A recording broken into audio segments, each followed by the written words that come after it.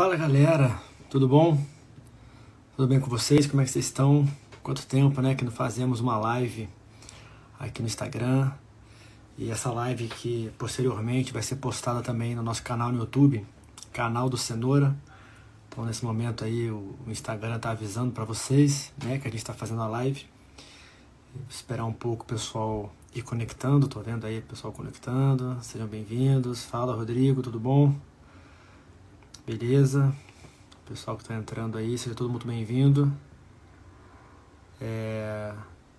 Live de hoje a gente vai conversar sobre uma prova que acabou de acontecer, né, domingo, agora ontem, para quem está vendo esse vídeo depois, né, hoje dia 26 de setembro, dia 25 de setembro, teve duas provas, uma prova de delegado da Polícia Civil de Rondônia e delegado da Polícia Civil de Roraima, né? E a gente vai comentar aqui, eu e um grande amigo meu, que vai entrar daqui a pouco, estou aí no aguardo da entrada dele para a gente poder começar. A gente vai comentar aqui as questões de direito penal e de processo penal que aconteceram na prova de Roraima, tá? Olha ele aí, ó, Telismar, acabou de entrar. Maravilha, cara. Pede para mim solicitação aí para você entrar aqui com a gente. E aí, vamos comentar aí o Telismar, né? A gente... Em uma live futura, a gente vai conversar mais sobre nossa vida, vai contar para vocês como é que foi essa trajetória até ser aprovado no concurso de delegado da Polícia Civil do Amazonas. Eu até hoje não falei nada aqui, né, nenhuma rede social sobre esse concurso, muita gente nem sabia que eu estava fazendo, a não ser o pessoal que teve mais convivência comigo, os alunos na sala de aula, cheguei a comentar também, mas não cheguei a falar muita coisa sobre esse concurso. E agora... em breve vou fazer uma live, né, junto com outras pessoas que também passaram para delegado lá do Amazonas, vamos conviver junto e vamos falar um pouco sobre como é que foi essa preparação, a tomada de decisão, o que a gente fez para fazer essa prova e conseguir ter êxito, beleza? Vou aceitar aqui agora o Telismar para a gente poder começar a fazer a nossa live aqui. Pera aí, só um minuto. Acho que agora vai dar certo. Vamos ver se deu certo aqui. Aí, ó. E aí, Telismar, tudo bom, cara? Boa Não tá... noite, beleza? Beleza, não tá aparecendo tua tela não, cara. Aí, garoto, agora. Tudo certo, cara? Como é que você tá? E aí, tudo bom? Boa noite, pessoal. Bom demais, cara. Finalmente uma livezinha nossa, né, cara? Finalmente saiu, né? O Pois é, pessoal tem. pô. Telismar, pessoal, pra quem, ó, como é uma live em conjunto, né? Tanto os seguidores do Telismar como os meus vão estar vendo essa live aqui. Então, para quem é meu seguidor, o Telismar, ele passou para delegado agora do Amazonas também. E o Instagram dele é muito bom, ele posta muita informação útil, você que está estudando, muita informação útil de direito penal, de processo penal, muita coisa interessante para quem está estudando. É um cara muito bom, um cara muito técnico, tem muito conteúdo assim, de doutrina, de jurisprudência. Vale a pena demais seguir o Telismar, vale a pena demais. É isso aí, Telismar. Bom, eu agradeço aí, né? O Cenoura aí já é um amigo, né? Já fez uma bela introdução aí. E devolvo, né? Porque o Instagram dele já está consagrado, né? A gente vê lá pelos vídeos, não só o Instagram quanto o YouTube. É um cara que vai crescer muito, sem dúvidas. E espero que essa parceria dê certo e a gente consiga fazer mais lives aí, trazendo bastante conteúdo dentro das ciências criminais, né? Não, com certeza, cara. Só a primeira, né? Essa é a primeira de muitas. No final, inclusive no final desse vídeo, né? Você que está assistindo aí, fica até o final, que no final a gente vai dar uma notícia boa para vocês. Vai ser uma novidade boa também. Então fiquem aí até o final para a gente poder anunciar para vocês uma coisa muito legal que vai acontecer. Beleza? Mandar um abraço aí para todo mundo que está assistindo. O Tomás está aí, ó. O Tomás também passou junto com a gente, vai estar lá no Amazonas. Eu vi a Priscila também estava aí. Pessoal que vai estar lá com a gente no Amazonas, está aí prestigiando nossa live, em que a gente vai comentar questões da prova que aconteceu ontem, né, dia 25 de setembro, delegada da Polícia Civil do Estado de Roraima. Não é isso, Telismar? O que você achou, cara, da prova aí? Dá uma imagem da sua prova, uma percepção que você teve aí só da inicial, antes da gente começar a falar das questões. Bom, assim, falar da prova, né? Quando a gente não faz é mais fácil, né? Gente É. que teme essa pergunta sempre que sai aí, né? Mas eu achei assim, a prova foi VUNESP, né? Então, eu achei bem tradicional. Predominância de lei, pelo menos em processo penal, né? Que foi o que eu analisei, com um pouco de doutrina e jurisprudência. Não identifiquei problemas em quase nenhuma questão, só uma, mas nada para anular, só no meu modo de ver, só para quem errou eventualmente fazer um recurso. E achei uma prova boa de se fazer, mas não tão difícil quanto a prova de São Paulo, primeira fase, que também foi VUNESP. Foi essa a percepção em processo penal. E você em penal? Cara, te falar que algumas questões um pouco dúbias, assim, de poucas, né? E uma que eu achei muito crítica, assim, cara. Tem uma questão que é crítica pra caramba. Antes de começar a live aqui, eu falei com algumas pessoas, perguntei sobre essa questão para algumas pessoas que estão estudando e tudo, alguns amigos que dominam muito o direito penal. E, cara, a decisão que eu tomei vendo essa questão é que essa questão tem que ser anulada, né? A gente vai conversar sobre ela daqui a pouco. Mas é a mesma percepção que você, cara. Depois, assim, a gente não fazendo a prova, né, analisando em casa, com calma, sem aquele nervosismo de estar lá na hora da prova fazendo, é outra coisa, assim, né? Então, o que você falou, cara, se aplica para o direito penal também. Assim, as provas, as questões da VUNESP, elas são questões bem objetivas, né? E você descobrindo o que a VUNESP quer no enunciado, você meio que já elimina algumas questões já da, das alternativas, né? E acaba ficando em dúvida entre duas ali que você tem que saber algum conhecimento um pouco maior para você poder acertar, né, a questão. Exatamente. Isso aí, cara. Então, vamos começar. É, Vamos lá. para quem está indo, né? Eu vou fazer o comentário das questões de direito penal, com certeza está aberto para o Telismar poder intervir sempre que achar necessário, viu, Telismar? Pode falar o que você quiser, cara, durante as questões de penal. E depois que acabar, o Telismar vai começar a comentar as questões de processo penal. É isso? Tranquilo? Vamos nessa? Perfeito, vamos lá. Olha, inclusive, deixa eu falar para o pessoal o seguinte: quem quiser essa prova, né, o arquivo da prova, tá? Eu vou colocar, assim que acabar a nossa live aqui, eu vou colocar ela no canal do Telegram. Você vai lá, canal do Cenoura no Telegram, eu vou colocar o PDF lá. Se você está assistindo esse vídeo no YouTube, eu vou deixar aqui o link na descrição do vídeo para você poder pegar, beleza? Então bora lá. Tu tem, Telismar? Vai começar a fazer YouTube? Como é que você está pensando aí, cara? Cara, no momento ainda não consegui colocar nenhum plano desses das mídias sociais ainda em prática, além desses vídeos curtos do Instagram, né? Que eu tenho iniciado aí, Mas eu tentando trazer um conteúdo, né, mais verticalizado na medida do que a ferramenta permite, né? Mas eu Mas no sinto momento, que você daqui a pouco, cara, tá, tá decolando aí, tá ligado? Vamos lá. Vou começar aqui. A primeira questão de direito penal é a questão 37, né? Como tem vários modelos de prova, essa questão uhum, aqui ela fala de princípios fundamentais do direito penal. Tá? E como eu não estou com as questões para poder mostrar para vocês, eu vou ler, tá bom? Tendo em conta os princípios fundamentais do direito penal, bem como as disposições constitucionais aplicáveis ao direito penal, assinale a alternativa correta. E aqui é importante você entender que é uma questão que exigia o conhecimento de princípios, né? E basicamente princípios previstos na Constituição também. Então, o artigo 5º tem muito princípio de direito penal, de processo penal também. E aqui você conhecendo, né, uma questão que eu achei uma questão assim, fácil para quem está estudando, questão fácil, simples. Tá? Letra A fala o seguinte: o princípio da dignidade da pessoa humana no âmbito penal implica vedação de tratamento degradante e cruel, servindo de fundamento na jurisprudência dos tribunais superiores a concessão de prisão domiciliar a preso em estado terminal. Essa já é a alternativa correta, na minha opinião. Tá? É uma questão que fala perfeitamente do princípio da dignidade da pessoa humana e justamente, né, a gente tem lá a vedação de tratamento degradante, tratamento cruel, de penas forçadas, penas de caráter perpétuo, penas assim, que realmente atinjam, né, aquela qualidade que é inerente de todo ser humano, que é essa dignidade que a gente tem, está prevista na Constituição. E justamente a jurisprudência dos tribunais superiores usou o princípio da dignidade da pessoa humana para justificar a hipótese de concessão da prisão domiciliar. Se eu for parar para pensar, a maioria, se não todas, né, as hipóteses de prisão domiciliar, elas se dão justamente em desdobramento do princípio da dignidade da pessoa humana. Então, são pessoas que estão doentes demais, gestantes, né, aquelas pessoas que estão em estado terminal, enfim. observando a dignidade da pessoa humana, você consegue entender essas decisões de jurisprudência. Por isso que eu entendo, cara, que a resposta correta já é a letra A. Tá? Eu vou comentar bem brevemente aqui as outras alternativas só para apontar os erros. Beleza?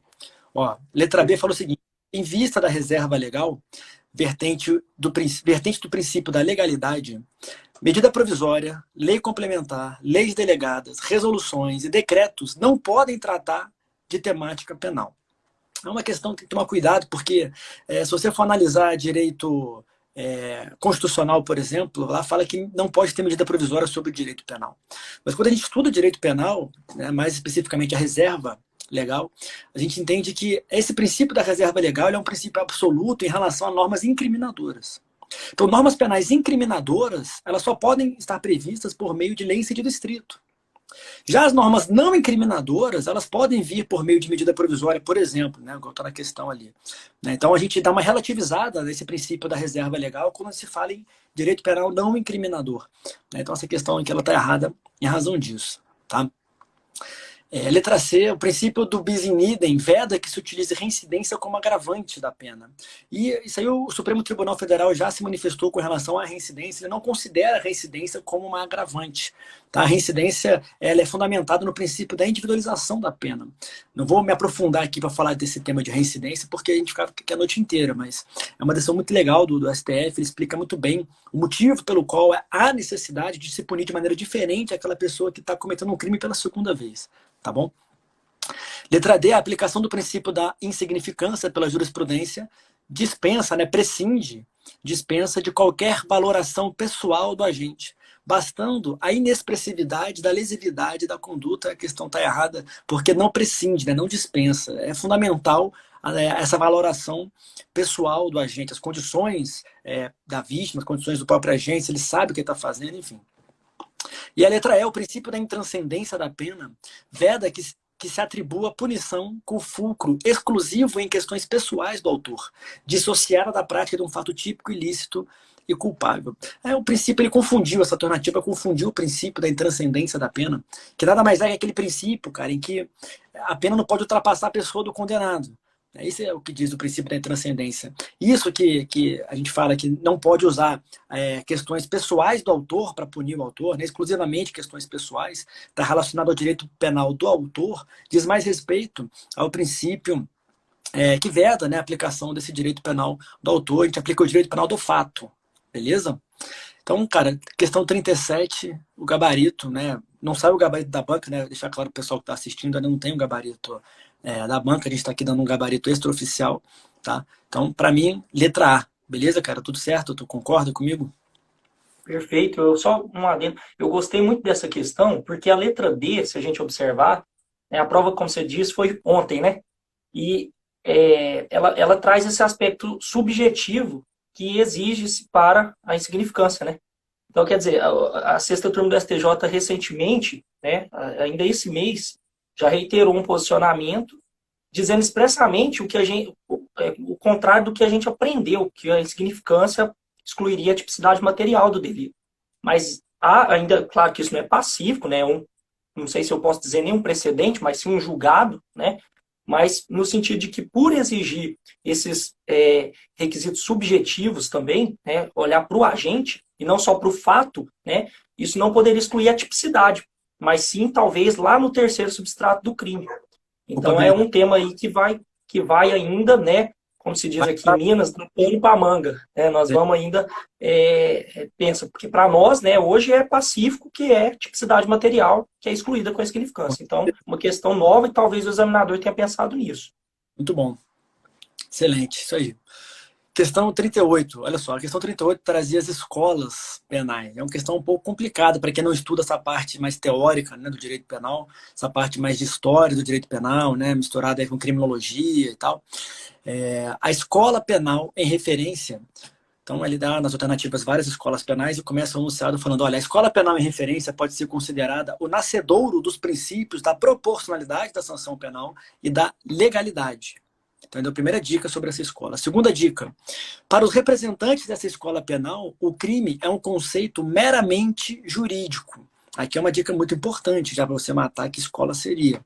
Mas aí vem a cereja do bolo. Tá? A responsabilização penal é calcada na ideia do livre-arbítrio, assumindo a pena um caráter meramente retributivo. Olha só, quando ele fala, por exemplo, do livre-arbítrio, você já pode excluir das alternativas algumas alternativas, tá? Que excluem o livre-arbítrio, que não admitem o livre-arbítrio, não reconhecem, né, esse livre-arbítrio, negam o livre-arbítrio.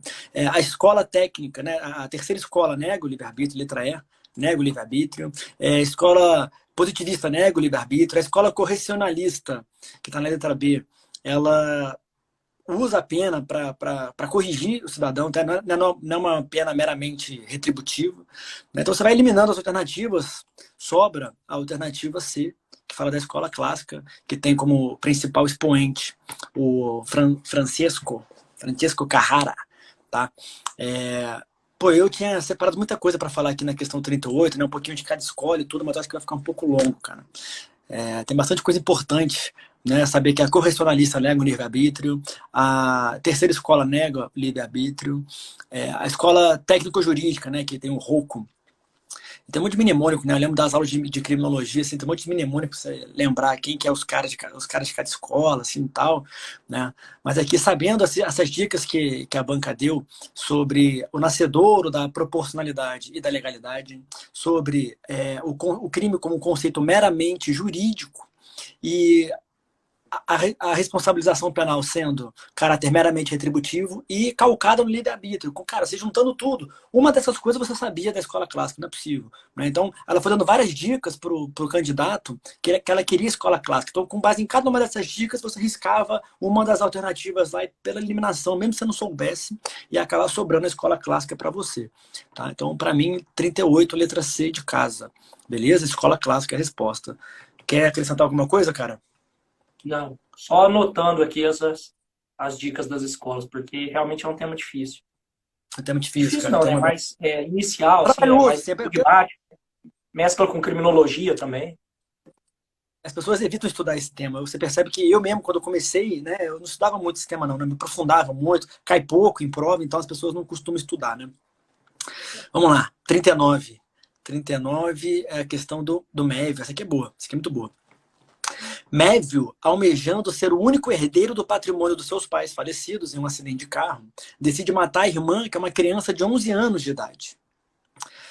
À noite, ele entra no quarto da irmã e coloca uma aranha venenosa na cama dela, embaixo das cobertas. No dia seguinte, Mévio, ao ingressar no quarto da irmã, encontra sem vida na cama da criança a empregada. Então ele queria matar a irmã dele, colocou uma aranha lá e acabou matando a empregada.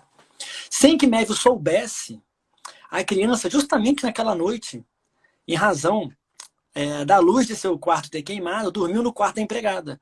Ou seja, foi um dia em que a criança trocou de quarto com a empregada, o Mévio não sabia, queria matar a criança, colocou uma aranha na cama da criança, mas quem estava lá era outra pessoa, era a empregada. Diante da situação hipotética, assinale a alternativa correta.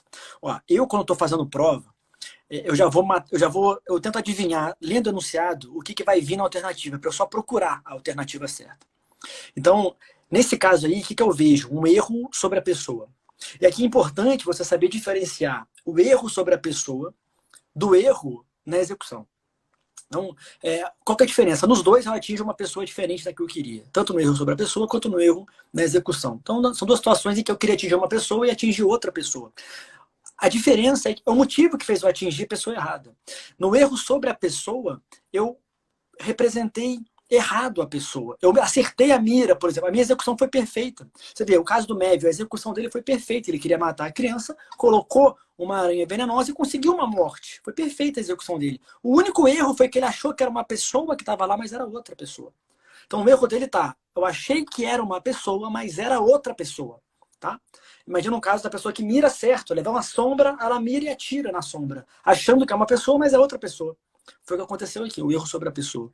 É diferente do erro na execução, em que a minha execução que é errada. Você vê, enquanto no erro sobre a pessoa, a execução é perfeita, eu atingo a pessoa errada, porque eu representei de maneira errada a vítima, no erro na execução é o inverso. Tá? A minha execução que é errada, eu representei certo a vítima. Eu falei, pô, a vítima é aquela ali, eu tô vendo que ali tá a minha irmã, por exemplo. Aí eu vou dar um tiro e eu erro a execução e acerto a empregada, por exemplo. Aí eu teria um erro na execução. Tá? Então, nesse caso aqui, a gente tem um erro sobre a pessoa. E aí é o seguinte, o que acontece? Qual a consequência do erro sobre a pessoa? Que acaba até sendo a mesma consequência do erro na execução. Você não responde, o agente não responde pela pessoa que ele atingiu. Ele responde como se ele tivesse atingido a pessoa que ele queria atingir. Tá? Então ele responde por um único crime contra a pessoa que ele queria atingir. Nesse caso da questão, como ele queria matar alguém e conseguiu matar alguém, ele vai responder por homicídio doloso. É isso que vai acontecer. Tá? É importante também deixar claro que isso aí acontece porque a gente adota a teoria da equivalência nesse ponto. Tá? O que é a teoria da equivalência? É justamente isso. Você responde como se tivesse atingido a pessoa que você queria atingir e não a pessoa que você atingiu. É como se falasse o seguinte, olha, eu atingi essa pessoa, o que é equivalente ao ter atingido a que eu queria. Tá? Isso é a teoria da equivalência. É o contrário da teoria da concreção. O que é a teoria da concreção? A teoria da concreção, você acaba respondendo por dois crimes. No caso, se a gente adotasse a teoria da concreção, seria eu falar o seguinte, olha, ele tentou matar a irmã e conseguiu matar a empregada. Então ele responderia por tentativa com relação à irmã e homicídio culposo com relação à empregada. Se a gente adotasse essa teoria da concreção, né? Mas a gente não adota, a gente adota a teoria da equivalência. E adotando a teoria da equivalência, a gente tem um único homicídio doloso. Né? Vamos achar isso aí nas alternativas, olha só. Letra A.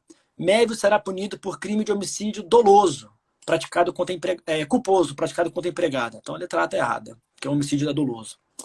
Mévio será punido por crime de homicídio doloso, praticado em detrimento da empregada, vez que por erro atingiu pessoa adversa. Ó, por enquanto, isso aqui está atendendo a tá certa. Letra C.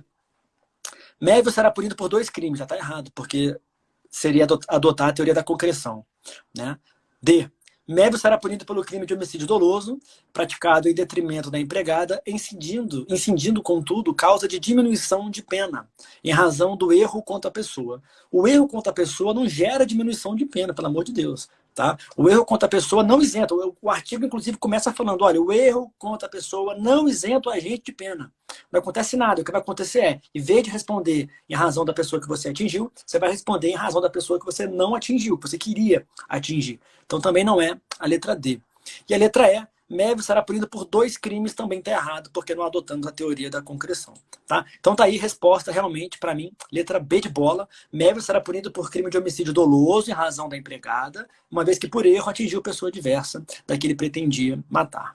Beleza? O que tu acha, Telismar? Questão perfeita. Aí vem só a dúvida do aluno normalmente, né? E se eu atinjo, professor, as duas pessoas, né?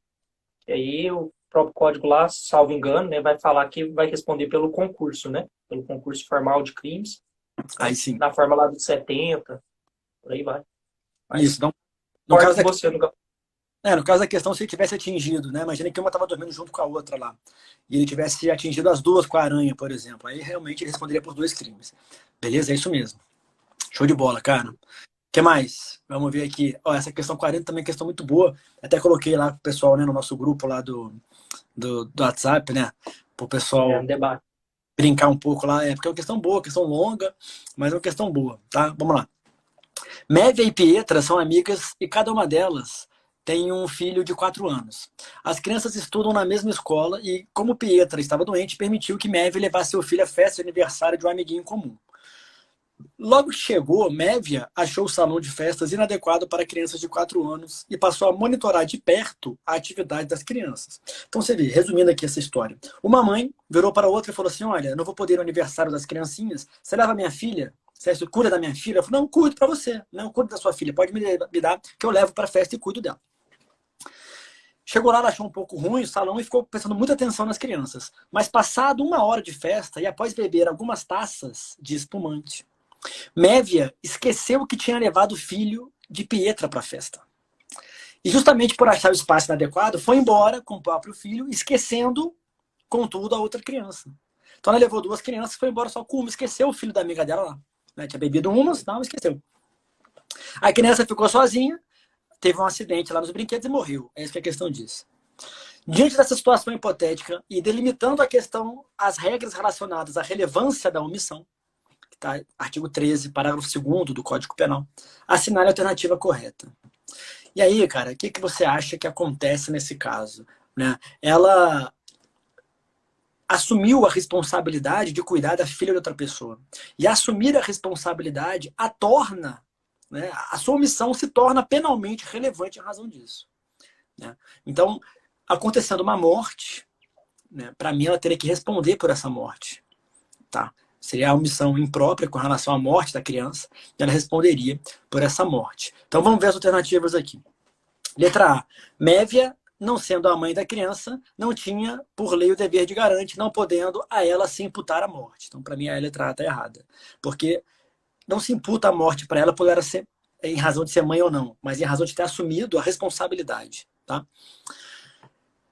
Ser mãe ou não está na linha A, lá do parágrafo 2º, né? E assumir a responsabilidade está na linha B. Tá? São linhas diferentes. Letra B de bola. Mévia, ao se comprometer por levar a criança à festa, assumiu o dever de garante. Olha aí. Podendo a ela ser imputado o resultado morte a título de omissão imprópria. Maravilhosa. Para mim, a letra B está perfeita. Tá? As outras alternativas todas negam a alternativa B. Nesse caso, eu não vou nem perder tempo lendo todas as alternativas. Tá? Então, a letra B, para mim, é a mais correta, justamente porque traz essa consequência da omissão imprópria, que é o que diz, né? O próprio enunciado já traz a dica do artigo 13, parágrafo 2º, ressaltando essa omissão penalmente relevante, que é justamente a omissão imprópria, que gera como consequência que o agente responda pelo resultado. Tá? Não pela omissão em si, né, mas pelo resultado. Então, como o resultado foi a morte, para mim, média, teria que ser a ela imputado o resultado morte. Beleza? Isso aí, Telismar colocou aí, ó, artigo 13, parágrafo 2º. Valeu, cara. É isso mesmo. O que você acha, cara, essa questão aí? Esse tema é extremamente relevante, né, Cenoura? Eu lembro que fosse, acredito que 60%, 70% do tema da nossa questão de direito penal desse concurso de segunda fase da discursiva, né? Trabalhou bastante com a omissão imprópria, um caso mais complicado um pouco, até por ser uma questão discursiva, mas sabendo bem ali a omissão imprópria, dava para resolver, né? Então, extremamente relevante. Segunda fase de delegado de polícia, né, gente? Então, você vê, cara, é muito difícil uma prova de polícia que não caia esse tipo de questão. Você vê, aqui é uma outra prova de delegado de polícia que já no objetivo já veio, né, uma questão boa dessa aí. E justamente porque caiu na nossa prova, né, na segunda fase, eu coloquei no nosso grupo lá para o pessoal dar uma debatida. Tá? Questão 41. A questão 41 também é questão boa, cara. Questão típica de concurso, né? Questão que a gente, quando vai dar uma revisão de véspera, eu sempre falo sobre esse tema, né? Porque, cara, é batido demais, ó. Tício e Mévio, né? A gente acabou de fazer a questão da Mévia, agora vamos fazer a questão do irmão gêmeo dela, que é o Mévio. Tício e Mévio são amigos desde a infância. Enquanto Tício tinha facilidade para se relacionar, Mévio é tímido, nunca tendo se relacionado. No aniversário de Mévio, Tício decide contratar uma profissional do sexo. Eu lembro que na minha época tinha um meme que era profissional do sexo. Era a mulher fala assim, me respeita que eu sou uma profissional do sexo. Tá? E é essa daí. Então, o Tício contratou essa mulher, essa profissional do sexo, pro Mévio, que é tímido. Tá? Deu de presente de aniversário. Olha, vou contratar uma mulher profissional, deu de presente de aniversário pro Mévio. Mévio e a moça contratada passam a noite juntos, no quarto de um flat, onde ela disse residir. Pela manhã, contudo, Mévio é acordado. Vou dar um abraço para o Albino Júnior que está aí assistindo. Mévio é acordado por policiais em uma operação de combate à exploração sexual de criança e adolescente. Olha só que doideira. Sendo acusado de manter relação sexual com menor de 18 anos em situação de prostituição. Você vê, o Mévio não sabia que aquela pessoa que estava com ele era prostituta. Ele não sabia. Muito menos que ela era menor de 18 anos, tá? Porque, olha só, eles se encontraram, né? Eu pulei esse trecho da questão, vou voltar aqui. Ele pede para a moça não contar ao amigo e simula um encontro fortuito dos dois em um bar. Então, você imagina, o Mévio, ele vai para um bar, se encontra sem querer com uma moça que foi contratada, tá tudo combinado, mas o Mévio não sabia. Se está num bar, você presume a idade maior de 18 anos. Ninguém menor de 18 anos não pode nem entrar no bar. Então, para ele encontrou uma moça no bar e se deu bem. Foi isso que o Mévio pensou. Me encontrei com a moça no bar, me dei bem, fui para casa dela e tive relação sexual com ela. Acordou com a polícia. Né? Cara, eu vou te falar uma coisa, Telismar. Esse exemplo é o exemplo que eu dou em sala. Eu falei disso aqui na véspera da prova da Polícia Penal aqui do DF, por exemplo, e caiu justamente essa mesma, igualzinho, mesmo caso, mesma história. Né? Então ele foi acordado, meu Deus, né? Ela era menor de 18 e ela era estava exercendo a prostituição. Diante da situação hipotética, considerando que Tício também não sabia da menoridade da pessoa contratada. Você vê, Tício sabia da prostituição, mas não sabia da idade. Não sabia da idade. Mévio não sabia nem da idade e nem da prostituição. Tá? O que a gente tem aqui? O Mévio, ele vai responder pelo crime do artigo 218b, parágrafo 2º, inciso 1, nesse caso. Será que tem como o Mévio responder pelo que ele não sabia? Quando a gente fala, olha, o agente não sabia o que estava fazendo.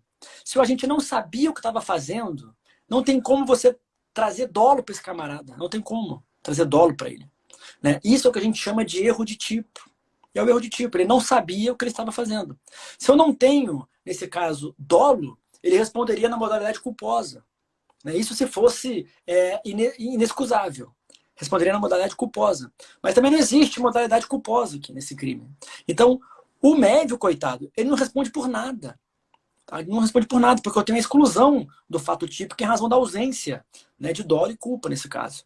Tá? Médio não responde por nada, por nada. Beleza?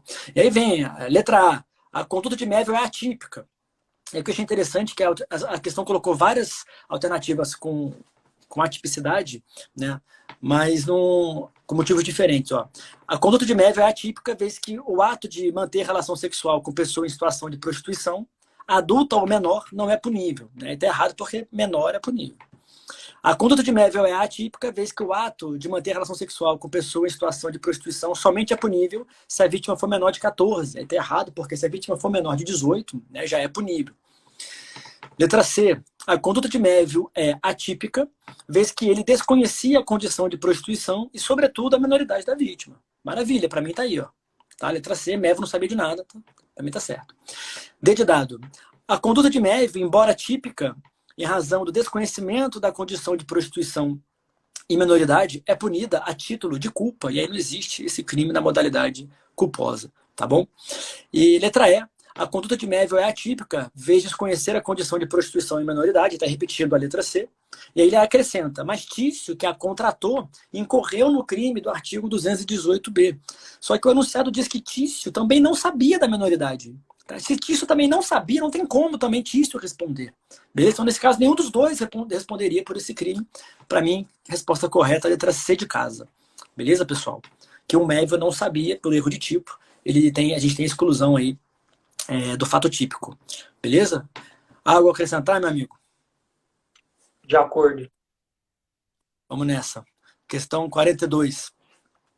Cara, questão 42. Tendo em conta os crimes contra a fé pública, essa questão para mim é a questão polêmica. Para mim essa questão aqui muito anulável. Se você fez a prova, né, tá assistindo esse vídeo, essa questão aqui é a questão que se você errou, você pode recorrer tranquilo, tá? Que dá para anular em várias alternativas aqui. Tendo em conta os crimes contra a fé pública do Código Penal, assinale a correta letra A. O crime de moeda falsa, na figura de quem restitui à circulação moeda que sabe ser falsa, admite a modalidade culposa. Aí está errado porque não existe a modalidade culposa nesses crimes contra a fé pública. Então, o que a gente tem nesse caso aí é o crime privilegiado, aquela pessoa que recebe de boa fé uma moeda falsa, sem saber que ela é falsa, só que depois que ele descobre que ela é falsa, ele coloca em circulação para não ficar no prejuízo. Ele fala, também não vou ficar no prejuízo. Aí bota em circulação. Isso não é uma modalidade culposa, isso é um privilégio. Então, a letra A está errada, essa não tem discussão. Aí vem a letra B. O crime de utilizar indevidamente selo ou sinal verdadeiro é um crime material, pois exige a ocorrência do prejuízo ou vantagem para se caracterizar. E aí, se você for ler esse crime, né, de utilizar indevidamente selo, sinal verdadeiro, você vai reparar que o verbo utilizar, ele já te dá uma ideia de crime formal, né, que o crime se consuma com a utilização. Né? E eu fui pesquisar, cara, vou te falar que eu vi essa questão, fui pesquisar. Eu li o livro do Kleber Masson, ele fala lá sobre esse tema, li o livro do Rogério Sanches, fala sobre esse tema, vi o material do Ciclos, também sobre esse tema. o que eu vi? Né? Que o próprio Kleber Masson, quando ele traz esse assunto, ele fala, olha, é um crime formal, na minha opinião, mas existem entendimentos em razão, dizendo que é um crime material, existem julgados do STJ dizendo que o crime é de mera conduta. No material dos ciclos traz informação de crime material. O Rosário Sanches fala que é crime formal. Então você vê, dependendo por onde o camarada estudou, a questão estaria certa ou estaria errada.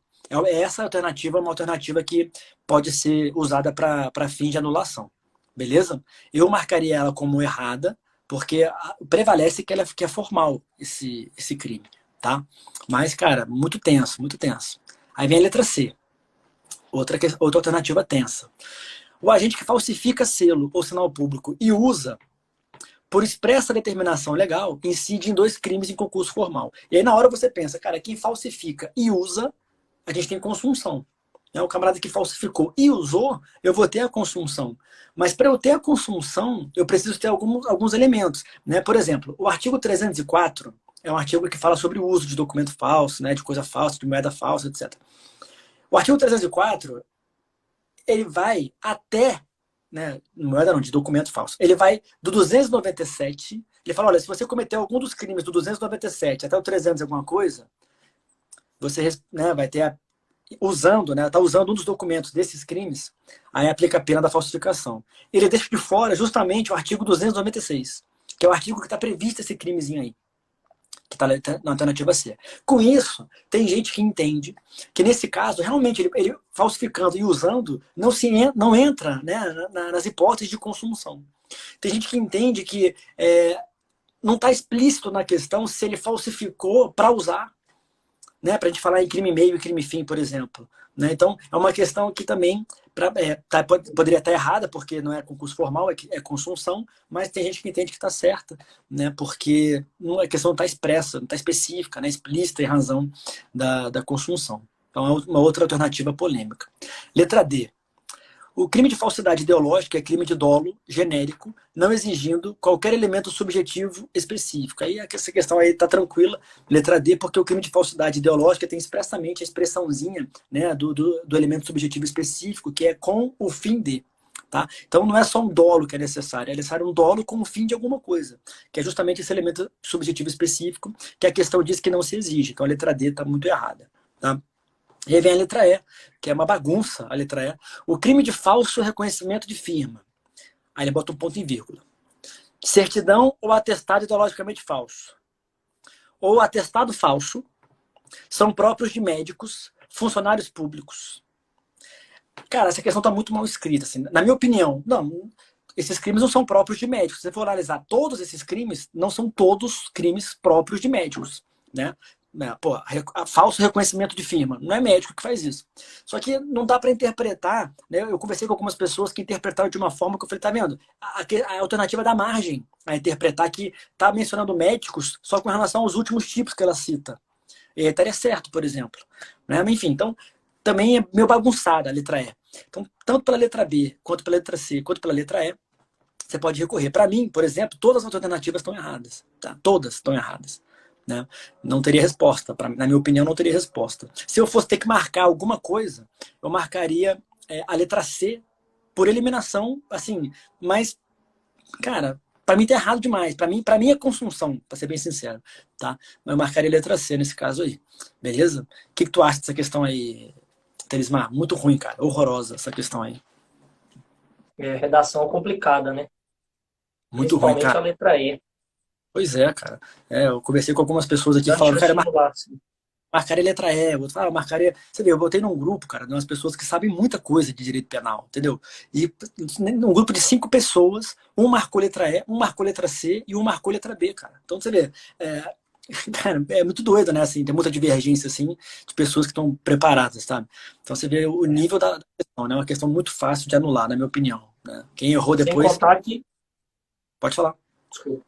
Sem contar que questão divergente em prova objetiva, né? Questão da classificação em material e formal é um suicídio, né? Se a banca for minimamente coerente, vai anular só por isso, sem considerar os, né? Como você bem falou, só 2 doutrinadores de peso aí, né? Enfim, divergindo, então. Pois é. Vamos nessa. 43. Questão 43. Para mim também é passível de anulação, a 43. Eu vou te mostrar por quê. Crimes contra a administração pública, letra A. O crime de prevaricação é um tipo penal omissivo, não prevendo a conduta comissiva. Aí está errado, o artigo 319 traz o crime de prevaricação, tanto na modalidade comissiva quanto omissiva, né? Fazer ou deixar de fazer, tá? B. O crime de corrupção passiva não se caracteriza se o ato praticado pelo funcionário público, em razão da promessa ou recebimento da vantagem indevida, for lícito. Está errado. Na maioria das vezes, né, ele solicita indevida vantagem justamente para fazer algo que é lícito, que já era para ele fazer mesmo. Né?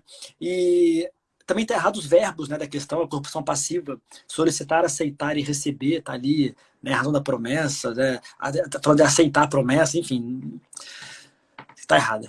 Letra C. O descumprimento de medida protetiva, ainda que sujeite o infrator à prisão preventiva ou qualquer outra penalidade, tipifica o crime de desobediência. E aí é um julgado do STJ, né, que diz que, nesse caso, a desobediência seria subsidiária.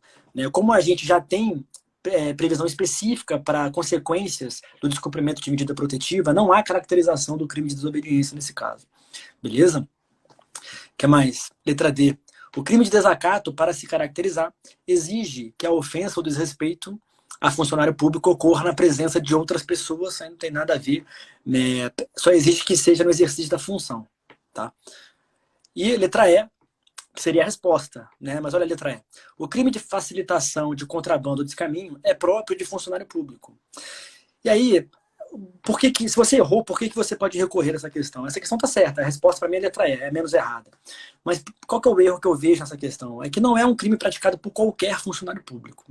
É uma questão que está muito genérica, quando ela fala o crime de facilitação é próprio de funcionário público. Realmente, é um crime que está lá entre os crimes praticados por funcionário público contra a administração pública, no capítulo específico, no artigo 318. Só que não é qualquer funcionário público que pode praticar esse crime. É um crime muito específico, que só pode ser praticado por aqueles funcionários públicos que são responsáveis por combater o contrabando de descaminho. Por exemplo, o camaradinha da fronteira lá. Esse camarada da fronteira, ele responde por facilitação ao contrabando de descaminho. Então, quando ele fala é próprio de funcionário público, ficou um pouco aberto para mim. Eu marcaria essa com certeza, porque realmente, analisando de maneira fria, é um crime próprio de funcionário público. Né? É próprio, só funcionário público pode cometer a facilitação. Se a gente tem particulares cometendo contrabando de descaminho junto, né, a gente tem aí uma exceção à teoria monista, os particulares vão responder pelo contrabando e pelo descaminho, e o funcionário público que devia combater o contrabando de descaminho está facilitando, responde por esse crime do artigo 318. Mas uma questão que caberia para mim um recurso aí com relação à letra E. Né? O que tu acha aí, cara? Mais uma vez de acordo, muito bom. Principalmente, nossa, lembrando a teoria, até agora eu estou lembrando da teoria da concreção que você falou antes ali, irmão. Te confesso que eu não lembrava disso. Muito bom. Tamo junto, cara. Isso aí. Para fechar, questão 44, de passar a bola aí, cara. Ó. Crimes patrimoniais. Vamos lá. O crime de roubo o crime de roubo impróprio é punido de forma atenuada em comparação ao roubo próprio. Aí tá errado porque é a mesma pena. O crime de roubo impróprio é aquele crime em que a violência acontece depois da subtração. Né? É um furto que deu errado. O cara ia furtar, deu alguma coisa errada, teve que usar uma violência posterior, né, e incorre na mesma pena. Né? Você vê o artigo 157 traz o roubo e o parágrafo 1º fala que incorre na mesma pena, então não tem pena atenuada. O crime de latrocínio restará consumado se, em decorrência da grave ameaça empregada para a subtração da coisa, a vítima morre de ataque cardíaco. Imagina, o camarada chega e fala, passa tudo, a vítima infarta e morre, por exemplo. Né? Nesse caso, por ter sido um roubo com morte, eu vou ter latrocínio nessa hipótese, né? E eu não vou ter latrocínio nessa hipótese. Tá? Então essa questão está errada. Por quê? Porque o artigo 157, parágrafo 3º, quando ele fala sobre o resultado morte, ele fala se da violência resulta lesão grave ou morte. Então, nesse caso, não foi da violência, foi da grave ameaça. Então, essa violência, o entendimento predominante é que essa violência não é violência psicológica, é violência física. Tá? Então, não basta uma grave ameaça para gerar um latrocínio, tem que ser uma violência física, por isso que a letra B está errada. Beleza? No caso aí, né, o que aconteceria? Um concurso de crimes. Né? Ele vai responder pelo roubo, né, porque ele ameaçou e tudo, vai responder pelo roubo e pelo homicídio, nesse caso aí. Beleza? Mas não por latrocínio. Tá? Letra C. O crime de latrocínio restará consumado, ainda que o resultado morte da vítima decorra de culpa e não de dolo de matar. Tá aí para minha resposta. Né? No latrocínio, o resultado morte pode acontecer tanto dolosamente quanto culposamente. Eu vejo, cara, eu via, né, alguns professores falando que o latrocínio só acontecia se a morte fosse culposa. Né? Por isso que eu não ia pro júri, etc. Mas isso é um absurdo, cara. Você pega uma pessoa, você fala assim, olha, eu vou dar um tiro na sua testa, né, para roubar a sua bicicleta. Isso é latrocínio. Eu quis te matar? Eu quis te matar para pegar a tua bicicleta. Né? É latrocínio isso aí. Então, tanto sendo a morte culposa quanto sendo a morte dolosa, a gente tem o crime de latrocínio. Beleza? Para mim, resposta, letra C, de casa. Letra D, o furto de uso, embora sem previsão expressa, legal, mas é conhecido na jurisprudência, na doutrina, e implica uma punição diminuída se restar evidenciada a ausência do dolo de subtrair. Né? Gente, havendo ausência de dolo de subtrair, se for cumprir todos os requisitos do furto de uso, ele restituiu a coisa antes da vítima tomar conhecimento, sem ter gasto nada, nas mesmas condições, etc., o fato é atípico. Né? O furto de uso ele gera um fato atípico, não gera uma punição diminuída. Tá bom? E a letra E, o crime de dano estará caracterizado se o agente destrói coisa própria em poder de terceiro, já está errado. Tá? Porque o crime de dano fala expressamente sobre coisa alheia, beleza? Então, coisa própria em poder de terceiro, qualquer que seja a razão da posse, está errado, justamente por não ser uma coisa alheia, beleza? Para mim, resposta, letra C, de casa, tá? O que tu acha dessa questão aí, Telismar? Concordo com o gabarito também. Maravilha, cara. Agora a bola tá contigo, bronca, e vamos para processo penal. Então vamos lá finalizar. Né? Com processo penal também 8 questões. E aí, como eu disse no começo, só identifiquei uma, viu? Que poderia ser mais polêmica, assim, mas também não acho que vai anular, não. Claro que se eu tivesse errado, por exemplo, feito a prova, eu recorreria, porque há fundamento, sim. Mas nós vamos chegar dentro. Dá para dar uma forçada, né? Bem mal feitas, assim como aquela da falsificação dos crimes de falso, né?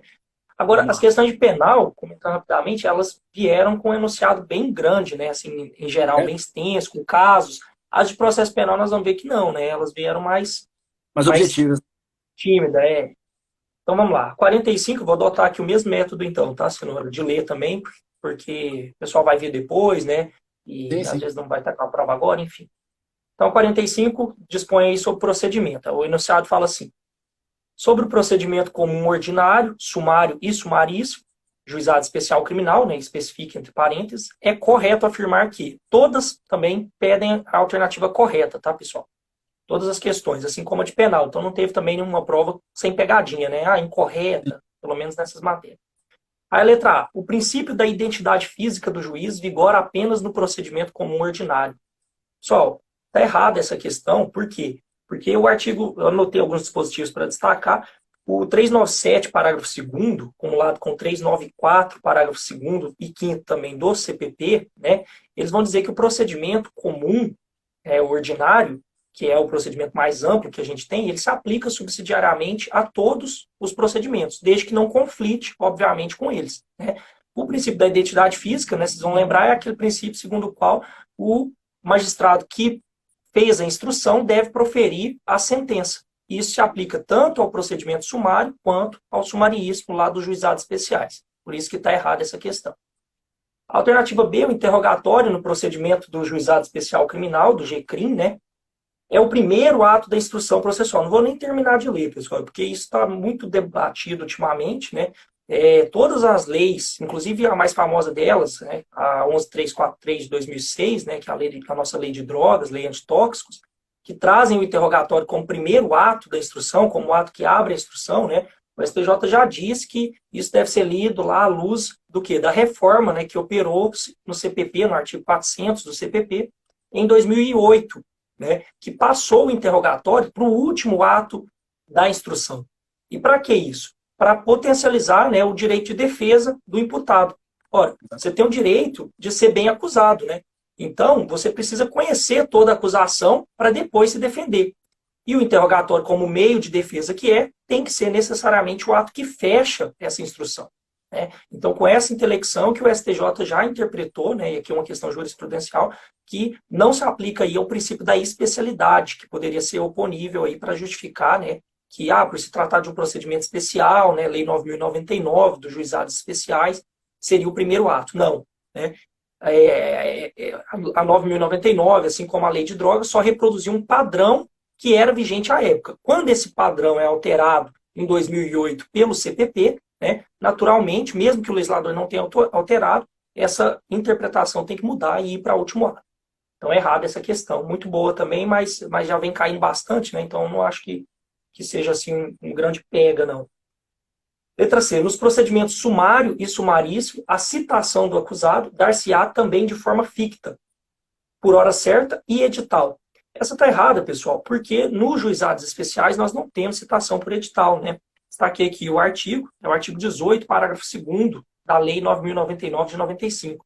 Aí, se eu não encontrar, né, o suposto autor do fato lá nos juizados especiais, aí, né, você vai reunir as peças, vai remeter para a vara criminal comum, né? E lá na vara criminal comum vai ser observado o procedimento sumário, né, por disposição expressa do artigo 538 do CPP. Tá? Então, não consegui encontrar o sujeito, preciso citar por edital nos juizados, não vou fazer edital nos juizados. Tá? Por quê? Porque isso seria de todo incompatível com a celeridade, né, com os princípios lá norteadores da Lei 9.099. Beleza? E aí, para mim, o nosso gabarito, Cenoura, vai ser a letra E. Né? Aliás, tem a letra D aqui, rapidamente. No procedimento ordinário e sumário, as alegações finais dar-se-ão em regra de forma escrita, né? Sendo de forma oral, em regra, apenas no procedimento sumaríssimo. Aí a banca quis fazer uma pegadinha, né? Porque no sumaríssimo nós sabemos que impera ali a celeridade, né? Mas não só no sumaríssimo. A regra é a oralidade em todos os procedimentos, né? É claro que aqui é até uma questão que o pessoal, às vezes, que atua muito na prática, às vezes erra, porque vê muitas vezes, né, o juiz no final da instrução concedendo prazo para alegações finais por escrito. Mas a realidade é que o artigo 403 do CPP fala que a regra são alegações orais, né? Prima pela oralidade lá no procedimento ordinário e em todos eles. E só quando a causa for complexa, né, que o juiz vai conceder ali o prazo. Isso, inclusive, vale também para o CPC. Né? Então, é a oralidade tomando conta do direito aí. Né? Isso aí. E aí, o nosso gabarito, então, para mim, letra E, né? No procedimento sumaríssimo, em caso de complexidade, em sendo o feito remetido ao juízo comum, prosseguirá sob o rito sumário. É aquele que eu já dei um spoiler ali em cima, né? O artigo 538 do CPP, né? Que vai falar dessa aplicação do rito sumário, né? Quando eu não puder, por algum motivo, prosseguir lá nos juizados. Né? Aí eu vou jogar esse processo para uma vara criminal comum, mas eu vou aplicar o procedimento sumário. O procedimento sumário, só para ficar mais claro, né, ele se difere basicamente do ordinário, né, por duas razões. A primeira delas é que ele é mais enxuto em questão de prazo. Né? O CPP fala que ele tem que terminar em, no máximo, ali, 30 dias. Já o procedimento ordinário, no máximo 60 dias. O procedimento ordinário, comum ordinário, né? Aliás, o procedimento comum ordinário, né? Ele te permite arrolar até 8 testemunhas. Então, ele é mais amplo ao direito de defesa. Já o sumário só te permite no máximo 5. Beleza? Então, seriam essas duas diferenças principais entre os procedimentos. Aí vocês vão conjugar na letra E, né, o artigo 538, com 66, parágrafo único da Lei 9.099. O 66 que vai falar que você tem que remeter as peças à vara criminal. E aí, essa questão, alguma colocação, ponderação? Concordo. Tá. Só um adendozinho. O procedimento sumário também, ele não prevê essa possibilidade de memoriais no final. Ele não prevê o pedido de diligências quando acaba a instrução. Só que apesar de não estar expressamente previsto, né, o ordinário está previsto. Apesar de não estar expressamente previsto, na prática acontece, como você disse. Então, acrescentar essas duas diferenças aí, além da quantidade de testemunha, o prazo para terminar, a ausência de previsão legal de memoriais e de diligências, mas que na prática a gente aplica, né? Beleza? É isso aí, mano. Demais, concordei. Tem diferenças entre os procedimentos. Letra E. Vamos lá, então. 46, né? Com relação à prisão, aí uma questão de prisão sempre tem, né? Para o delegado sempre tem prisão, medidas cautelares. E as medidas cautelares assinale a alternativa correta, mais uma vez. Aí a letra A vai falar: a prisão preventiva somente será concedida a crimes dolosos e punidos com pena privativa de liberdade apenados com pena máxima superior a 4 anos. Pessoal, essa está errada porque tem um somente, né? Tem um somente, você já acende o alerta, já desconfia, né? Esse é um dos pressupostos previstos lá no artigo 313, inciso 1 do CPP, mas não é o único, né? Então não é somente nessa hipótese, beleza? Alternativa B. A prisão preventiva poderá ser decretada de ofício pelo juiz em qualquer fase do processo ou da investigação criminal, nos feitos em que o acusado ou investigado é reincidente. Aí a Lei 13.964 de 2019, né, o nosso pacote anticrime, né, alterando, reforçando, né, o artigo 129, inciso 1, sistema da Constituição, sistema acusatório, e proibindo qualquer atuação de ofício do juiz para decretação de medidas cautelares pessoais, notadamente, né, em desfavor ali do investigado ou do acusado. Então, 312 do CPP vem alterado e diz que precisa necessariamente da representação da autoridade policial ou do requerimento do MP, né, para que o juiz possa decretar a prisão, beleza? Então tá errada por falar que o juiz pode atuar de ofício com prisão. Alternativa C. A prisão preventiva, em se tratando de mulher gestante, será obrigatoriamente substituída por prisão domiciliar. Aqui já está errado, pessoal, porque não é obrigatoriamente, mas vamos ver. Qualquer que seja o crime, outro erro, desde que aplicada concomitantemente qualquer outra medida alternativa à prisão, outro erro. Por quê, pessoal? Primeiro que não é obrigatoriamente, né? O artigo 318A do CPP, que também tem uma redação nova, né, vai trazer lá que, em regra, você vai aplicar, sim, uma prisão domiciliar, né, como cautelar substitutiva da preventiva, à gestante, né? Até por razões humanitárias, o princípio da dignidade da pessoa humana, né? Não como um guarda-chuva teórico, mas sim como o próprio Cenoura falou naquela primeira questão lá de direito penal, como um vetor mesmo para novos direitos, né? Mas, pessoal, se esse crime for cometido com violência ou grave ameaça à pessoa, contra o próprio filho, por exemplo, você não vai ter essa possibilidade. Então, não é qualquer crime, questão errada, alternativa errada. Letra D. Não será concedida fiança nos crimes de abuso de autoridade, racismo, tortura, tráfico ilícito de entorpecentes e praticados por grupos armados. Essa questão está errada porque o 323 do CPP, ele não veda a fiança para crimes da Lei 13.869 de 2019, da Lei de Abuso de Autoridade. Tá? Pode parecer até um contrassenso, mas uma dica importante dessa lei é que todos os crimes lá são apenados com detenção.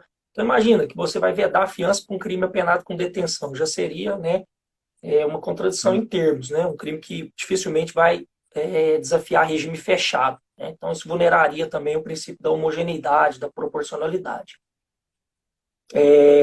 E o nosso gabarito, mais uma vez, para mim, letra E, né, que é letra de lei, né, disposição expressa do artigo 320 do CPP, uma cautelar diversa. Vai falar lá que é a famosa cautelar de apreensão do passaporte, né?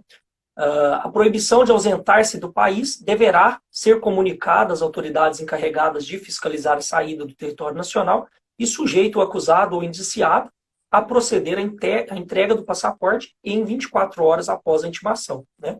E aí é uma questão letra de lei, aí, pelo menos a alternativa que eu estou dando como gabarito, alternativa E, né? 320 do CPP. Concorda? Discorda? Quer acrescentar algo? Concordo com o relator. Beleza, vamos prosperar aí, então. 47. Sobre os recursos e o habeas corpus, é correto afirmar que... Aí já me chamou a atenção o enunciado, porque acontece de as bancas colocarem o habeas corpus no mesmo bojo dos recursos, né? E a gente sabe que são coisas diferentes, né? O habeas corpus, uma ação impugnativa autônoma, os recursos, né, são notabilizados ali por outros requisitos, outras diretrizes, né? Apesar de estarem inseridos ali no mesmo capítulo do CPP, no mesmo título, melhor.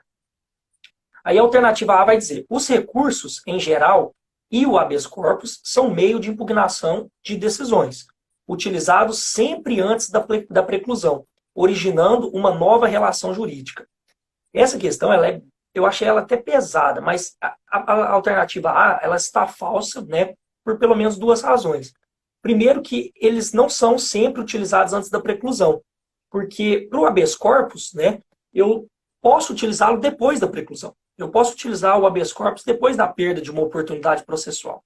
Agora, se nós pensarmos, por exemplo, na interposição de uma apelação, né, pela acusação, por exemplo, se perdeu o prazo para interpor, precluiu, ela não vai poder manejar. Então, só os recursos estariam alcançados ali pela preclusão, né? Mas as ações impugnativas autônomas não, né?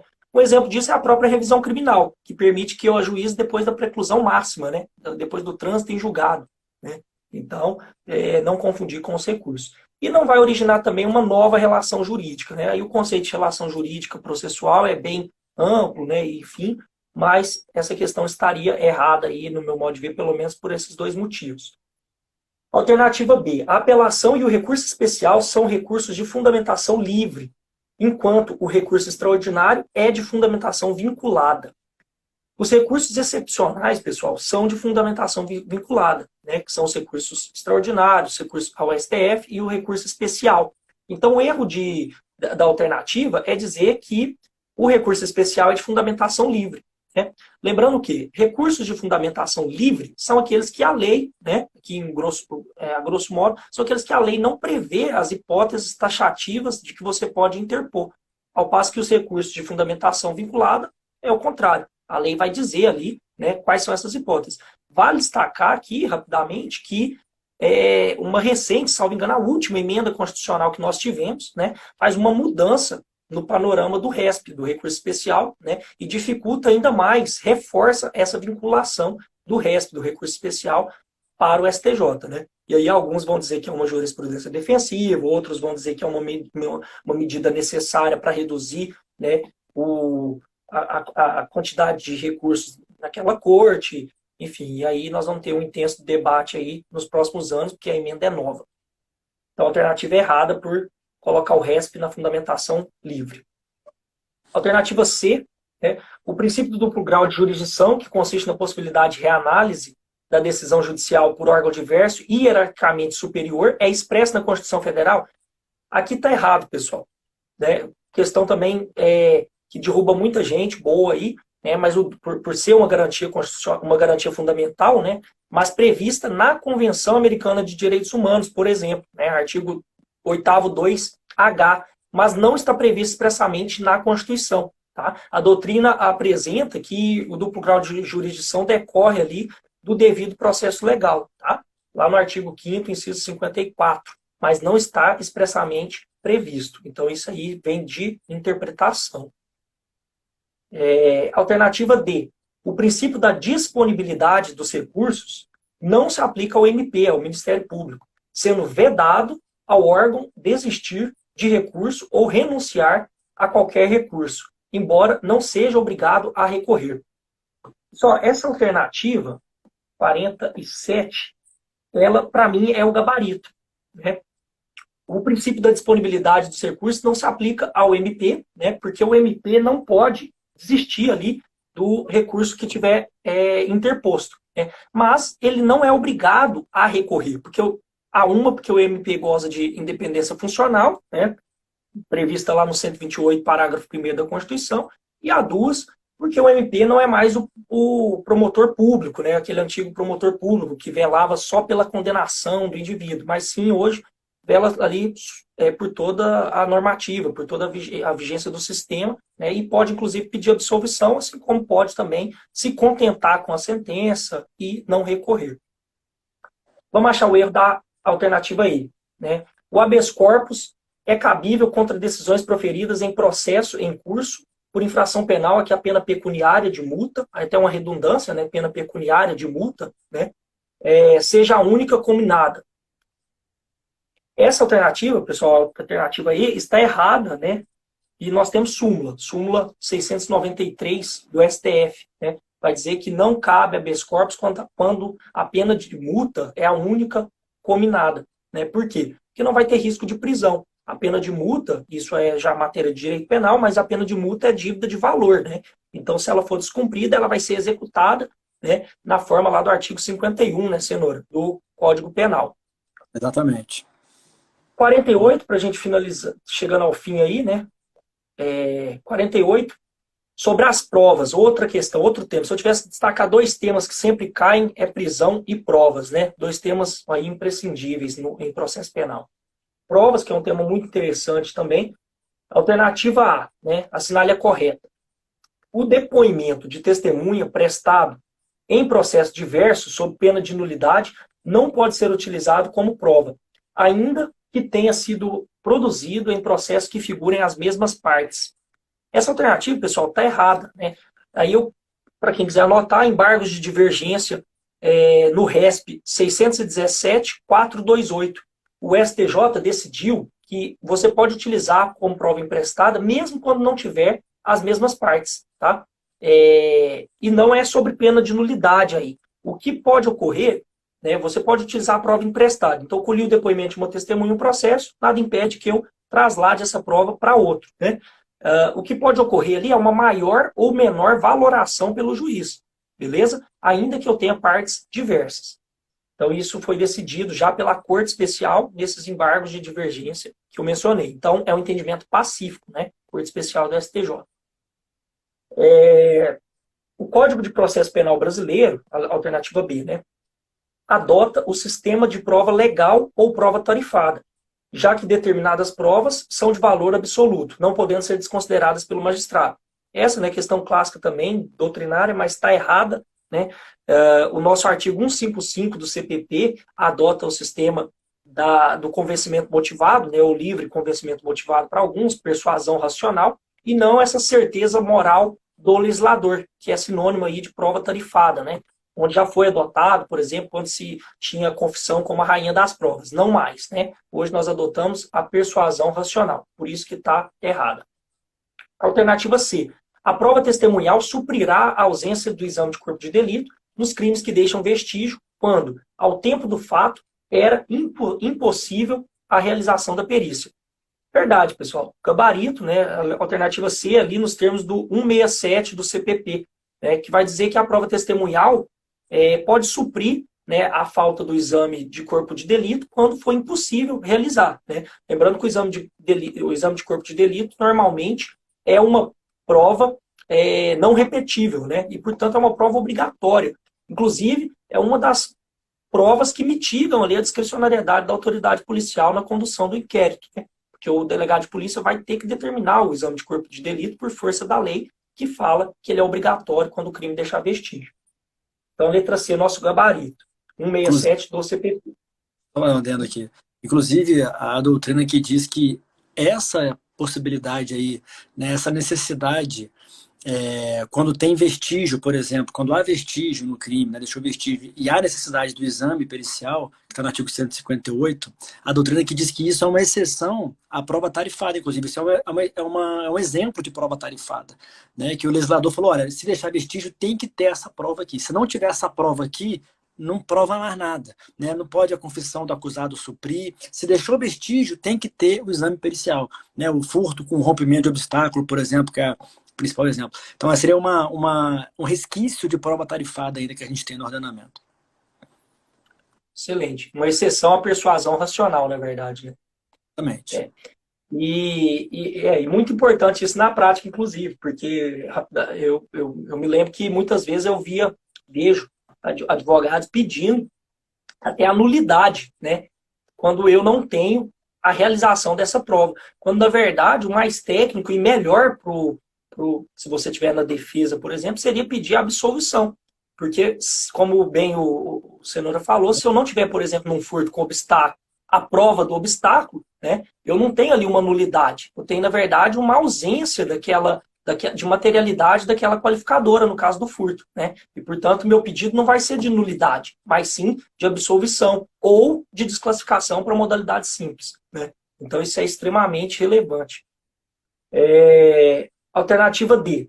O exame complementar para fins de classificação da lesão grave deverá ser feito tão logo decorra o prazo de 30 dias, não podendo ser suprido por prova testemunhal. Está errado, né, pessoal? Porque pode ser suprido, sim, por prova testemunhal. Artigo 168, parágrafo 3º, fala expressamente isso, do CPP, tá? E alternativa E. O acusado, ao ser interrogado, possui a garantia do direito ao silêncio, mas é obrigado a comparecer ao ato, inclusive sob pena de condução coercitiva. Aí mais uma questão que, inclusive, está sendo muito cobrada, né? Foi cobrada na nossa peça prática, né? No caso concreto, prova de delegado de Polícia Civil do Estado do Amazonas, FGV, foi cobrada na questão discursiva de delegado de Polícia do Estado de São Paulo agora, que está pendente de gabarito. né, de pendente de correção pela banca, que era a VUNESP, então é um tema que já dá para ver que a VUNESP gosta muito e pode aparecer, né, inclusive aí eventual fase oral, né, e de outros concursos. Mas a DPF 444, o STF já decidiu que não cabe condução coercitiva para interrogatório, né? Até porque, se ele tem o direito ao silêncio, de nada adiantaria conduzi-lo coercitivamente, né? Para exercer esse direito ao silêncio, para não falar, né? Seria movimentar a máquina estatal à toa, né? O que vai na contramão ali de vários princípios, da eficiência e por aí vai. Então, é a alternativa errada. Para finalizar, falta isso. Então vamos lá, 49. A respeito dos procedimentos especiais previstos no Código de Processo Penal, assinale a alternativa correta, né, mais uma vez. No procedimento aí uma questão sobre procedimentos especiais, né, que são aqueles que, em razão da peculiaridade ali do direito material envolvido, o CPP vai trazer um rito, né, uma procedimentalidade diferente, diversa. A letra A fala, no procedimento dos crimes praticados por funcionários públicos contra a administração pública, na resposta à acusação, é possível arrolar no máximo 5 testemunhas. Essa alternativa está errada, porque, como eu disse lá na primeira questão, o procedimento comum se aplica ali no que não for conflitante, em razão do 518, né, do CPP, que vai mandar observar o procedimento comum ordinário. E aí, lá no 401 do CPP, que fala, vocês vão ter que fazer esse diálogo, né, do 518 com o 401, o 401 fala que pode até 8 testemunhas. Então, não é só 5, né, você pode arrolar 8 testemunhas. Então, eu daria ela como errada. Então, umas questões que também inteligentes, né, ela dialoga ali. É questão de letra de lei, mas você precisa conhecer a legislação e saber, né, interpretar, conjugando os dispositivos. Né? Isso a gente vai amadurecendo, fazendo provas, né, lendo, né, vendo aulas e por aí vai. Alternativa B. No procedimento dos crimes praticados por funcionários públicos contra a administração pública, antes do recebimento da denúncia, o acusado será notificado para apresentar resposta preliminar. E uma vez não localizado, será intimado por edital. Está errado, né, pessoal? Porque o 514, parágrafo único, prevê a nomeação de curador, não prevê essa intimação por edital, tá? Então, prevê, melhor dizendo, a nomeação de defensor, né? Então, vai contra a disposição da lei. Alternativa C. No procedimento dos crimes contra a honra, a previsão da audiência de conciliação antes do recebimento da queixa. Essa questão é o nosso gabarito, né? E essa questão é a que eu vou julgar problemática, porque ela... Eu vou ver, não me recordo, mas vou terminar de corrigir. Mas, por enquanto, eu daria a letra C como gabarito. Porque, realmente, de fato, a lei prevê, o CPP prevê lá no artigo 520, né, essa audiência de conciliação prévia antes do juiz receber a queixa-crime. Então, se eu tenho um crime contra a honra, A ofendeu a honra subjetiva de B, né, eu tenho ali, por exemplo, uma injúria, e antes de receber essa queixa-crime, o juiz vai oportunizar que as partes se reconciliem. Né? Inclusive, o CPP prevê a dispensa ali do advogado no ato, né, para justamente tentar manter ali um diálogo em pé de igualdade, beleza? Entre as partes, para que elas possam compor sem a necessidade do processo penal.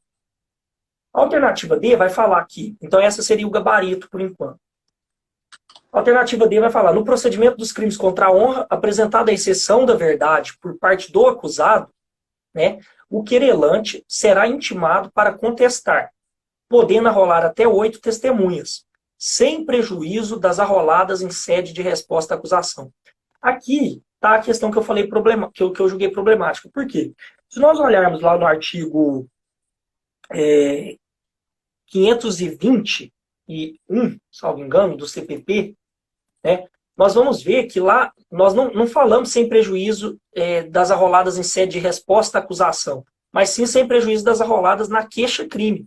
Então, imagine, o querelante, né, o querelado é que vai apresentar a resposta à acusação e vai apresentar a exceção da verdade. Né? Então, o que o querelante pode fazer quando ele for contestar essa exceção da verdade, né, é arrolar até 8 testemunhas, sem prejuízo daquelas que ele já arrolou na queixa-crime, né, até que dê 8. Então, imagine que ele arrolou lá 3 testemunhas na queixa-crime, né, o querelado apresenta a exceção da verdade, o querelante vai contestar, né, e aí ele pode arrolar mais 5, beleza? Qual que é o problema da alternativa? é que ela fala em resposta à acusação. Então ela troca um pouco, né? Ela meio que confunde, a redação fica muito confusa e para mim fica até assim, não prejudica a alternativa, né? Porque realmente sem prejuízo da resposta à acusação. A resposta à acusação é apresentada pelo querelado, né? Pelo acusado. E o querelante é outra parte. Então, se uma parte arrola 8, a outra também pode arrolar 8. Entendeu? Então nós não vamos ter ali uma prejudicialidade das testemunhas arroladas na resposta com as testemunhas arroladas na queixa. Então, qual que é o problema, para resumir? Apesar de o dispositivo não falar em queixa-crime, em resposta à acusação, e sim em queixa-crime, né? Na expressão resposta à acusação não torna a alternativa errada, não torna a alternativa equivocada, porque mesmo assim ele vai poder arrolar 8, tá? Então, para mim, teria duas alternativas corretas. Claro que a mais certa aqui me parece a C, por isso que eu disse que eu não acredito em anulação. Mas quem errou, dá para ir por esse fundamento aí na alternativa D, eu sem dúvida tentaria esse caminho. Alternativa aí. No procedimento relativo aos processos de competência do Tribunal do Júri, não incide a regra prevista no 395 do CPP, que permite a rejeição liminar da denúncia no caso de inépcia, falta de pressuposto processual ou de justa causa para ação penal. Está errado, mais uma vez, porque isso também vai se aplicar ali ao procedimento do júri, tá? Por disposição expressa do 394, parágrafo 4º do CPP, que fala que o 395 do CPP e o 398, que já foi revogado, né, vão se aplicar a todos os procedimentos, beleza? O 395 são as hipóteses de rejeição sumária da inicial acusatória. Vamos avançar, então, para a questão 50. Está acabando, Cenoura. Vamos lá. A respeito aí mais uma questão do pacote anticrime, né? A ANPP. A respeito do ANPP, né, Acordo de Não Persecução Penal, o 28A do CPP diz que é correto afirmar que, alternativa A, o Instituto é aplicável aos crimes praticados sem violência e grave ameaça, combinados com pena máxima inferior a 4 anos. Aí está errado, pessoal, por conta da pena, né? Questão decoreba de lei, né? O dispositivo não fala em pena máxima, mas sim em pena mínima, tá? Pena mínima inferior a 4 anos. Letra B. Eventual descumprimento do acordo de não persecução penal pelo investigado não poderá ser utilizado pelo MP para o não oferecimento do SUSPRO, da suspensão condicional do processo. Errado, porque pode sim, tá? A lei também fala expressamente, num dos parágrafos lá do 28A, que o MP pode utilizar do mesmo fundamento para negar, né, a suspensão condicional do processo. Ah, isso não configura bis in idem, né? Ele não está negando dois institutos pelo mesmo fato? Até estaria, mas não há problema, porque se nós observarmos o artigo 89 da Lei 9.099, que vai trazer os requisitos para a suspensão condicional do processo, um desses requisitos está lá são os requisitos que autorizam a suspensão condicional da pena. E aí ele remete lá para o 77 do Código Penal. E no 77 nós vamos ter que observar as circunstâncias judiciais, lá se o sujeito tem uma personalidade compatível e por aí vai. Então, se o MP nega o benefício do acordo de não persecução, ele também pode negar a suspensão condicional do processo, porque vão exigir ali não os mesmos, mas requisitos muito, muito próximos, beleza? Então não há se falar em bis in idem nesse caso. Alternativa C. O juiz não participa da celebração dos termos do acordo de não persecução penal, mas, por ocasião da homologação, poderá considerar inadequadas, insuficientes ou abusivas as condições e devolver os autos ao MP para reformulação. Verdade, né, pessoal? Aqui seria o nosso gabarito, alternativa C, nos termos do 28A, parágrafo 5º. O juiz, né, como um terceiro equidistante, alheio ao interesse das partes, né, não vai participar realmente, mas o inafastável controle judicial tem que ter. Então, se tiver ali condições abusivas, à semelhança do que acontece lá na colaboração premiada, o juiz pode devolver, sim, para reajustar. Alternativa D, a execução de acordo de não persecução penal dar-se-á perante o juiz que o homologou. Essa está errada, pessoal, porque a execução vai se dar perante o juízo da execução, tá? Aqui tem uma crítica muito importante, não posso deixar de mencionar, que é o fato de não ser pena. Ora, se nós não vamos estar diante de uma pena, por que vai ser executado no juízo das execuções? Mas, né, apesar da crítica doutrinária, né, é certo que a lei fala expressamente que isso vai ser executado no juízo das execuções e não no juízo da vara criminal comum. Então está errada. Alternativa E, da recusa do MP à proposta de acordo de não persecução penal, caberá recurso em sentido estrito. Está falsa também essa questão, porque não é da recusa do MP, mas sim da homologação, né? Da recusa de homologação do juiz. Então o juiz não homologou, mas uma hipótese de rese, né, previsto lá no 581, não me recordo, não anotei o inciso, mas lá no 581 do CPP, né, naquele rol taxativo. Penúltima questão de processo penal, 51. Sobre o incidente de sanidade mental, de sanidade penal, né, ele fala em insanidade penal, né, mas seria insanidade mental, salvo engano, mas enfim, também é um tema ali né, ligado ao processo penal, direito penal. É correto afirmar que, alternativa A, não pode ser decretado de ofício pelo juiz. Né? Pode sim, está previsto lá na lei, né? Artigo lá no CPP, artigo 149, caput. Letra B, pode ser decretado de ofício pelo juiz na fase processual e em âmbito do inquérito policial. Na fase processual pode, no inquérito precisa de representação do delegado de polícia. Tá? Parágrafo 1º do 149. Então está errado. Alternativa C, uma vez instaurado, estando o réu preso, será transferido para manicômio judiciário, na expressão da lei, expressão de 1941, né, pessoal, data do nosso código, mas se responde ao processo em liberdade, vedada será a internação em qualquer estabelecimento. Então, ou seja, se ele estiver preso, aí ele pode ser transferido para o manicômio. Se ele estiver solto, vai ser proibida a internação? Claro que não, né, pessoal? Se for adequado, suficiente, vai poder internar em HCTP, né? Hospital de Custódia e Tratamento Psiquiátrico ali. Isso está expresso lá isso está expresso no artigo 150 do CPP.